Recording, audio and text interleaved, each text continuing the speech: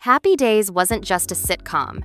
It was a cultural time machine that took audiences back to the 1950s, even though it aired in the 70s and 80s. From Fonzie's leather jacket to Richie Cunningham's boy next door charm, the show shaped TV history and pop culture. But behind all that nostalgia lies a world of strange stories, bizarre twists, and unbelievable behind-the-scenes facts that most fans have never heard. Today, we're diving into 10 weird facts about Happy Days that prove this iconic sitcom was far more unusual than it appeared on the surface.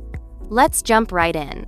Fonzie's leather jacket had rules. Henry Winkler's Fonzie is almost inseparable from his leather jacket, but network censors initially refused to let him wear it. At first, they thought a leather jacket symbolized rebellion and danger, so ABC only allowed it when Fonzie was near his motorcycle, arguing it was safety gear. Eventually, the audience loved the look so much that the rule was dropped, and Fonzie wore it everywhere. Today, Fonzie's jacket is considered one of TV's most iconic costumes, and one of them is even on display at the Smithsonian. A strange rule created one of pop culture's coolest symbols. The origin of the phrase, jumping the shark. Happy Days accidentally gave the world one of television's most famous phrases, jumping the shark.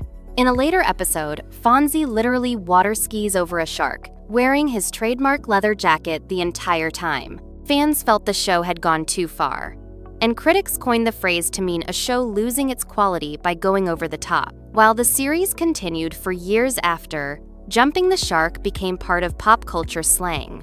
Ironically, what many saw as the decline of Happy Days ensured the show would never be forgotten in TV history. Mork from Ork wasn't supposed to stay. Before Mork Mindy made Robin Williams a star, Mork from Ork actually appeared in a Happy Days episode. The storyline was bizarre. An alien visits Milwaukee to kidnap Richie Cunningham. The episode was so strange that even the producers weren't sure if it should air. But Robin Williams' performance was so funny and captivating that fans demanded more. What started as a weird one-off joke became a full spin-off series, launching Williams into stardom. A random alien visit on a nostalgic sitcom turned out to be one of the strangest and most successful spin-offs in TV history. Fonzie wasn't supposed to be the star.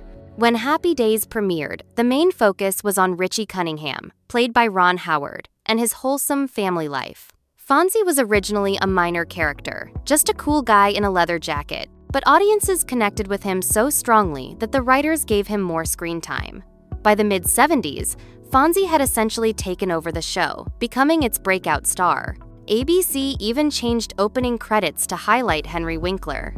It's a rare case where a supporting role completely overshadowed the intended lead, transforming a family sitcom into the story of America's coolest TV greaser, Richie Cunningham's disappearing brother. One of the strangest details about Happy Days is Chuck Cunningham, Richie's older brother. In the first season, Chuck was shown as a college student, often playing basketball or hanging around the house, but after just a few episodes, he mysteriously disappeared without any explanation. The writers simply ignored him, and the Cunningham family went on as if he had never existed. TV fans later coined the term Chuck Cunningham syndrome for characters who vanish without explanation in shows. Chuck's strange disappearance remains one of the most famous and unexplained cases of TV character erasure in history. Fonzie couldn't be shown losing a fight. Henry Winkler once revealed that producers had a strict rule. Fonzie could never lose a fight. They believed that showing him defeated would ruin his tough guy image and disappoint fans. This meant writers had to carefully script every confrontation to make sure Fonzie always came out on top. Even when fights were avoided, he often solved problems with just a stern look or a signature catchphrase. This unusual rule kept Fonzie's cool factor intact, but it also limited the storytelling. It's one of the strangest examples of protecting a character's image at all costs on television. The spin-off empire of Happy Days. Happy Days wasn't just a successful show, it became the center of a spin-off universe. It gave birth to Laverne, Shirley, Mork, Mindy, and even Joni Loves Chachi. At one point, ABC was practically built around shows that began with Happy Days. This spin-off empire is rare in TV history, with only a few other shows like All in the Family achieving similar success. It's strange to think a single sitcom about 1950s nostalgia could generate so many different worlds, but Happy Days proved it was more than just a simple family comedy. Fonzie was almost call it Arthur Mars. Before settling on Arthur Fonzarelli, the creators debated other names for the character, including Arthur Maschiarelli and even Arthur Mars. They wanted something Italian, American to fit the greaser stereotype, but also memorable. Ultimately, Fonzarelli stuck, and the Fonz became one of the coolest nicknames in TV. Imagine if history remembered him as Mars instead of Fonzie. It just doesn't have the same ring. Sometimes the smallest naming decision changes everything.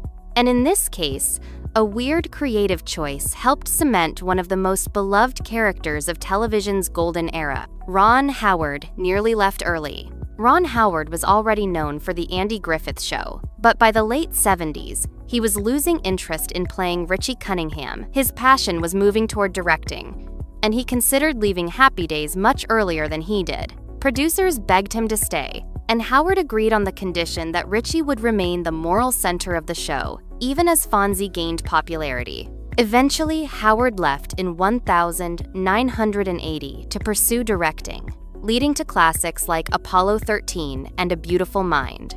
It's strange to imagine Happy Days without Richie, but his exit reshaped Hollywood history. The Fonz was a literacy hero. Fonzie wasn't just a TV icon, he became part of a real-life literacy campaign. In the 1970s and 80s, the US government used Henry Winkler's character to encourage kids to read. Fonzie would appear in educational ads promoting books, using his cool guy image to connect with young audiences. The idea was that if even the toughest guy on TV thought reading was cool, kids would follow his lead. This unexpected use of a sitcom character made Fonzie not just a TV legend, but also an unlikely literacy hero. It's one of the strangest legacies of Happy Days.